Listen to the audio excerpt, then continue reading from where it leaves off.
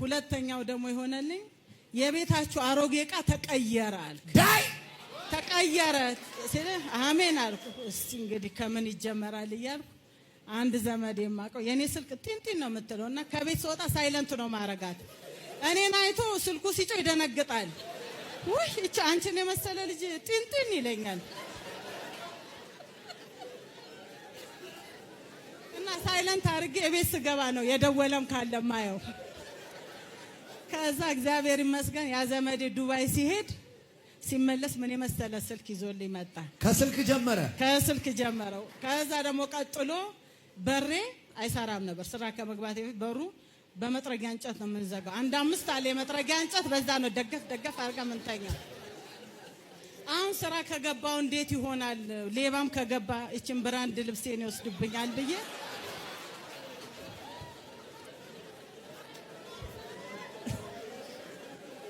ከዛ በኋላ አንድ ዘመዴ እንደዚህ ስልኩን ያመጣልኝ እንዲህ በሬ ላሰረ ስራ መግባቴን አላወኩም እኮ ገና ግን እንደምገባ ስላወኩ ነው። ከዛ እሱ 5000 ብር ላከልኝ። አናጢውን አነጋገርኩት። በሩ ተነቅሎ ምን ተብሎ እንደ አዲስ በሩ ተሰራ። ቁልፍም አዲስ ማርታ ግን ምን ነው በሩን መጀመሪያ ሰራ? ዋናው በር ነው አልኩት። መውጫ መግቢያ ዋናው በር ነው። ከዛ በደስታ ራሱ ለራሴ ያልበላው ስጋ ለአናጢው ግማሽ ኪሎ ገዝቼ ጠብሻ በላ።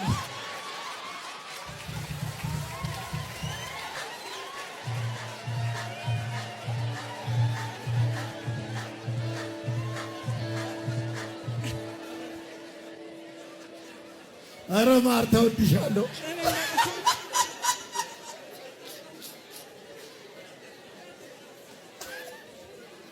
እና የሆነልኝ የሚገርም ነገር ሳምንት አልመጣሁም። አዲስ ስራ ስለሆንኩ እንዳላረፍድ ብዬ አልመጣሁም ነበር። አሁን ትናንት ይችን መመስከር አለብኝ ብዬ ደግሞ ስራ ከገባ 15 ቀኔ ነው። የባሰ ድርቅ መታኝ። በቃ የእንጀራ ዕዳ ወደ 1000 ምናምን ገባብኝ። አሁን ነገ ትራንስፖርት በምን ልሳፈር ነው? የእንጀራው ስራት ምን ልንበላ ነው? 2 ልጆች አሉኝ። ምን ልንበላ ነው የእንጀራው? ከዛ ልክ ከስራ መጥቼ ልገባ ባለንጀራ ብቅ አለችብኝ። ደህና ዋልሽ አልኳት ፈርቼ። መጋገሯን ነው እንዳለ የወሰድኩት። በምን ትጋገር እሷስ?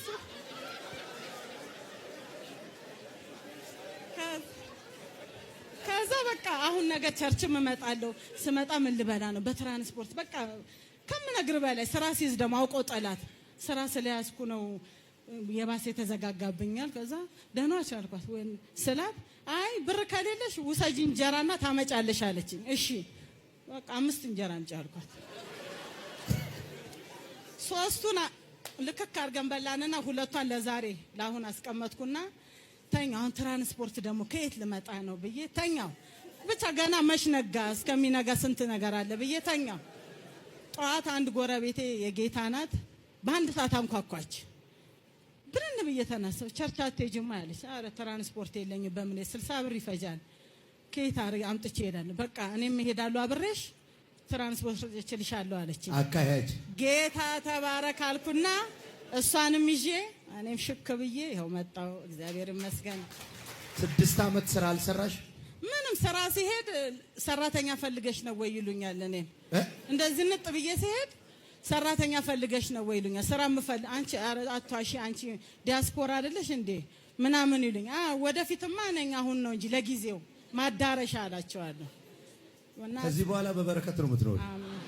የ6 ዓመቱ መከራ በቃ አላርይስ። አሜን። ነይ እና አንድ ነገር ማስቸገረ። እሺ እግዚአብሔር በእውነት ከግዢ ጀራ እንዲያወጣኝ ነይ መሮኛል። ነይ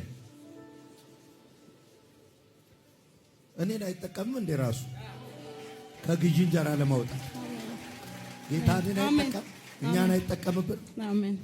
በጌታ በኢየሱስ ከዚህ ቀን ጀምሮ አሜን እጥረትን ከህይወትሽ መታው። አሜን። ከዚህ ቀን ጀምሮ እንጀራ አትገዢ። አሜን። ላንቺም ለልጆችሽም ለዘመድ ሁሉ የሚተርፍ በረከት በራስሽ ላይ አስቀምጥ። አሜን። ባርኬሽ